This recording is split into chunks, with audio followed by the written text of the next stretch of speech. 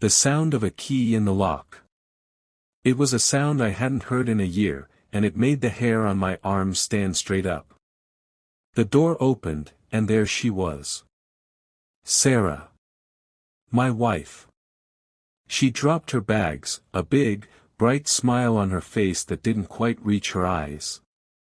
She knelt, arms wide open. "Leo," she said, her voice trying so hard to be cheerful. "I'm home." "Hey, sweetie, did you miss your mommy?" My 8-year-old son, Leo, was standing right next to me. He didn't move an inch. He just looked at her, then back up at me, his little face impossible to read. He took a tiny step backward, pressing against my leg, and said with the simple, brutal honesty that only a kid can have, "You're not my mom." The smile on Sarah's face didn't just fade, it cracked and fell away. This is the story of how that one little word, Mom, became the biggest fight in our broken family. Before I get into how we got to this point, let me know in the comments where you're all watching from. It really helps to know I'm not shouting into the void here. And if you've ever had to fight for the people you love, go ahead and hit that like button and subscribe. It's funny, isn't it? You never see the cracks forming until the day the whole wall comes down.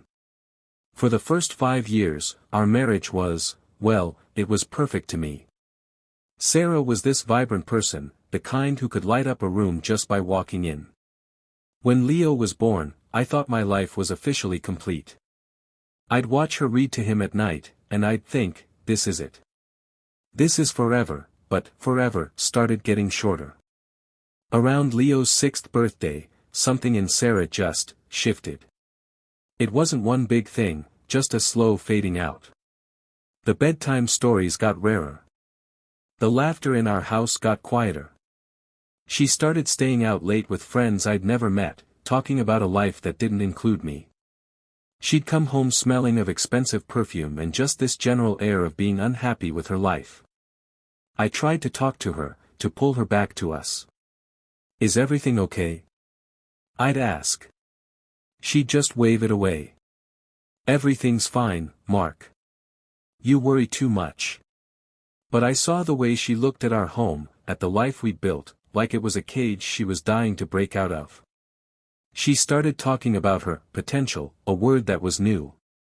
She said she'd lost herself being a wife and a mother. I told her we could find her again, together. But she wasn't looking for a search party. She was looking for the exit that so I poured everything I had into being the one constant for our son. I was the parent who was always there. I packed the lunches, helped with the homework, and tucked him in every single night. I was trying to fill the hole Sarah was leaving, thinking if I just held on tight enough, she wouldn't drift away. I was wrong. The day she left was just a normal Tuesday, which somehow made it worse. I was making Leo breakfast, and she walked into the kitchen, fully dressed for work, pulling a suitcase. Not a little overnight bag. A big one. "I'm leaving, Mark," she said.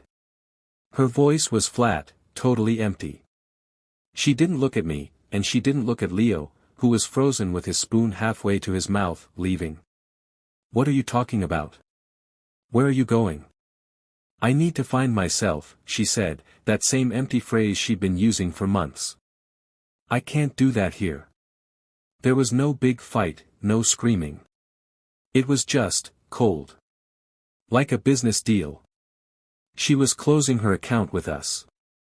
I begged. I pleaded. I asked her to just look at our son, to see the absolute terror in his eyes. She glanced at him for a split second, and I saw something, maybe guilt, flash across her face before it was gone. "He'll be better off," she said, and the words felt like a slap. "He'll have you.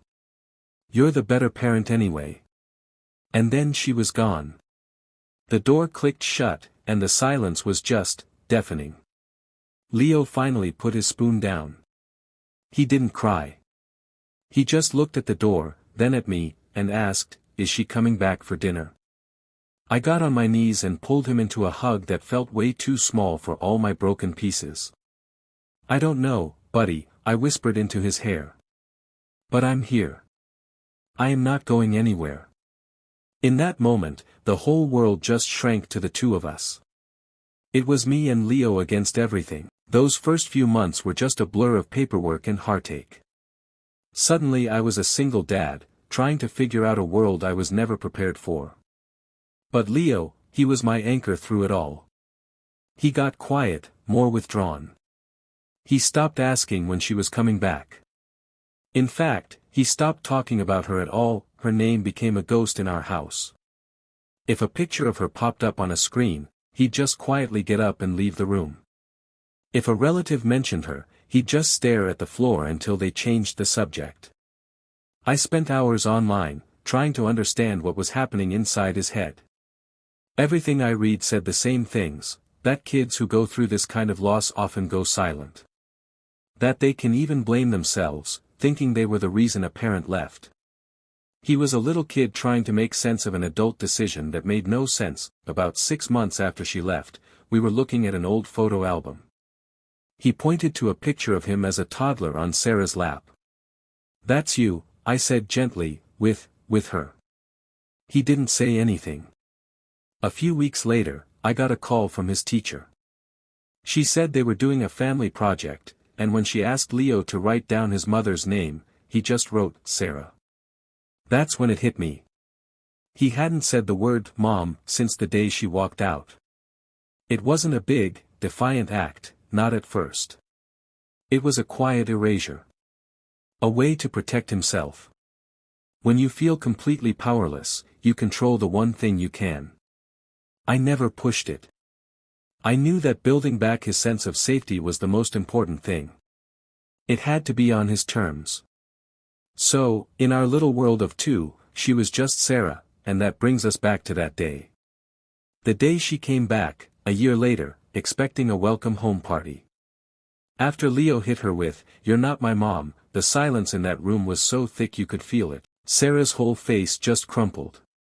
The confident woman who walked in was gone, replaced by this fragile, lost person. Her eyes filled with tears.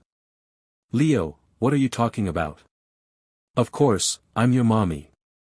She tried to reach for him, but he flinched and ducked behind my legs. "Don't say that," she begged, her voice cracking. "Please, don't say that. I'm your mother." She looked at me, her eyes pleading for me to do something. "Mark, fix this. Tell him." And right there, I had a choice. I could have made him be nice. I could have said, "Leo, that's your mother," just to stop the scene. But I looked down at my son, trembling but not backing down, and I knew I had to protect him. "Not her, that I put my hand on his shoulder. "He's just being honest, Sarah," I said, my voice quiet but firm. "You've been gone for a year. A full year. You don't get to just walk back in here and expect nothing has changed." "I made a mistake," she cried, tears streaming down her face now. "I was lost, but I'm back. I want to be his mother again."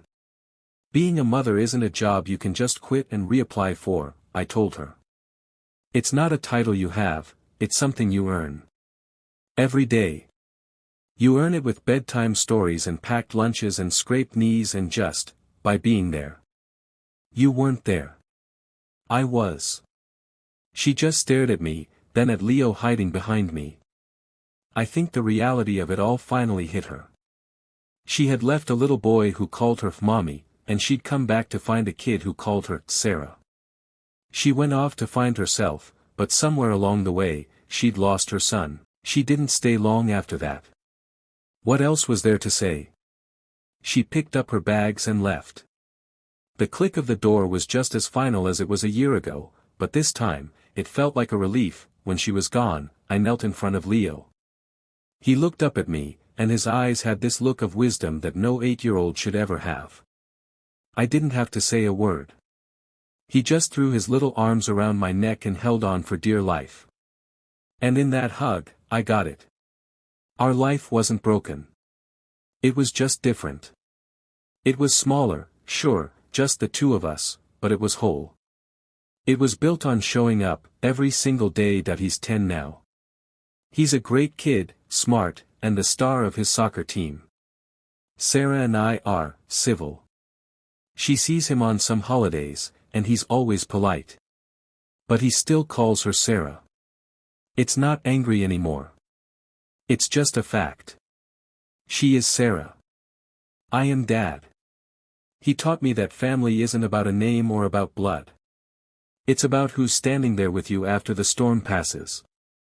My wife left me, but my son saved me. What do you think really earns someone the title of parent? I'd love to hear your thoughts in the comments. Thanks for listening, and I'll see you in the next one.